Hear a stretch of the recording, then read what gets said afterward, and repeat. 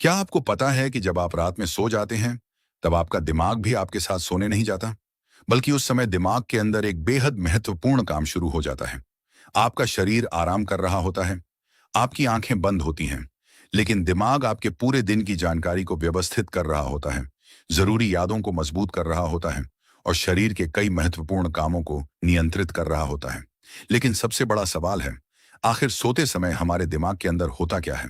और क्या सच में नींद के दौरान दिमाग अपनी सफाई भी करता है? आज इस वीडियो में हम नींद के दौरान दिमाग के अंदर होने वाली इस पूरी प्रक्रिया को आसान भाषा में समझेंगे। सबसे पहले एक बड़ी गलतफहमी दूर कर लेते हैं। सोने का मतलब दिमाग का बंद हो जाना नहीं है। नींद के दौरान दिमाग की गतिविधि बदल जाती है। हम अलग अलग स्लीप स्टेजेस से गुजरते हैं और हर स्टेज में दिमाग का काम अलग होता है। एक सामान्य रात में हम नॉन आरईएम और आरईएम स्लीप के कई चक्रों से गुजरते हैं। यानी रात भर हमारा दिमाग एक ही अवस्था में। जब आप बिस्तर पर जाते हैं और आंखें बंद करते हैं, तो आप धीरे धीरे नींद में प्रवेश करते हैं। पहले हल्की नींद आती है, इसके बाद शरीर और दिमाग ज्यादा गहरी नींद की तरफ जाता है। डीप स्लीप को शरीर और दिमाग की रिकवरी के लिए बेहद महत्वपूर्ण माना जाता है। इस दौरान आपकी हार्ट बीट और ब्रीदिंग धीमी हो जाती है और शरीर की गतिविधि कम हो जाती है। यही वह अवस्था है जिसमें आपको आसानी से जगाना मुश्किल हो सकता है। अब आता है सबसे इंटरेस्टिंग हिस्सा। हमारे दिमाग में एक तरह की वेस्ट क्लियरेंस प्रक्रिया होती है, जिसे ग्लिम्फेटिक सिस्टम से जोड़ा जाता है। नींद के दौरान ब्रेन के आसपास सेरिब्रोस्पाइनल फ्लूइड की मूवमेंट में बदलाव होता है और मेटाबॉलिक वेस्ट को बाहर निकालने की प्रक्रिया में मदद मिलती है। यानी नींद सिर्फ आराम नहीं है, यह दिमाग के मेंटेनेंस सिस्टम का भी हिस्सा है। हालांकि वैज्ञानिक अभी भी इस पूरी प्रक्रिया को समझने के लिए रिसर्च कर रहे हैं। अब सोचिए, आपने दिन भर में सैकड़ों चीजें देखी, लोगों से मिले, बातें की, पढ़ाई की, काम किया, मोबाइल चलाया, लेकिन इनमें से हर चीज हमेशा के लिए याद नहीं रहती। नींद के दौरान दिमाग दिन भर मिली जानकारी को प्रोसेस करता है।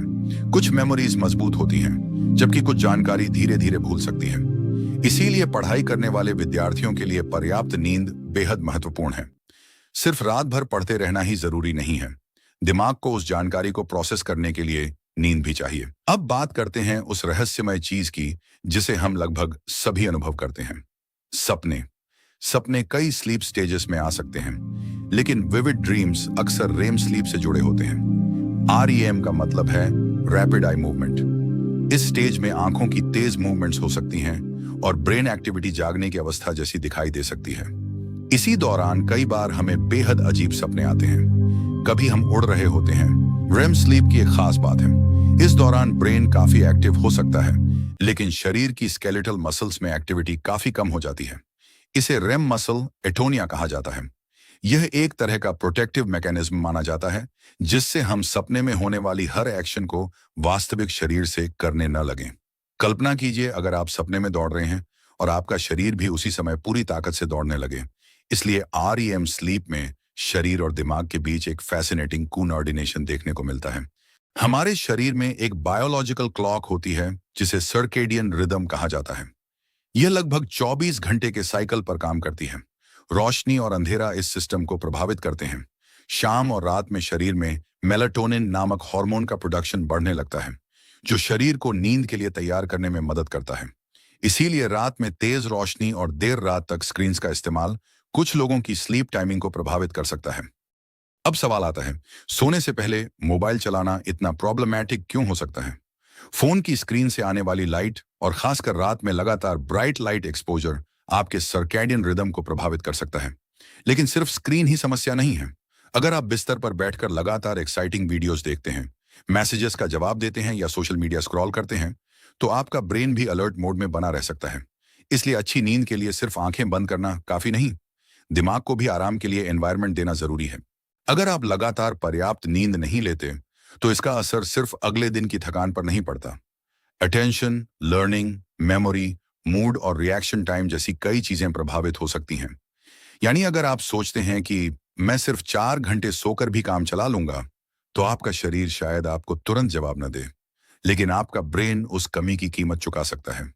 अगली बार जब आप रात में आंखें बंद करें, तो यह मत सोचिए कि आपका दिमाग भी बंद हो गया। उस समय आपका ब्रेन एक कॉम्प्लेक्स बायोलॉजिकल प्रोसेस में व्यस्त है। वह स्लीप स्टेजेस के बीच साइकिल करता है, यादों को प्रोसेस करता है, शरीर के कई फंक्शंस को नियंत्रित करता है और नींद से जुड़ी रिकवरी प्रक्रियाओं में हिस्सा लेता है।